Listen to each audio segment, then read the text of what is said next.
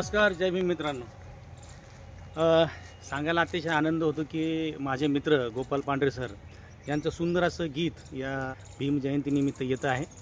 माझ्या भीमाची पुण्याई आज आली या फळाला, माझ्या भीमाची पुण्याई आज आली या फळाला.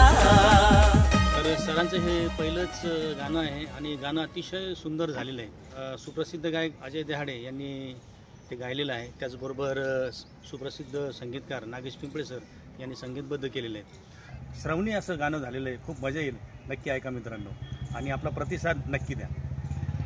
माझ्या भीमाची पुण्याई आज आली या फळाला, माझ्या भीमाची पुण्याई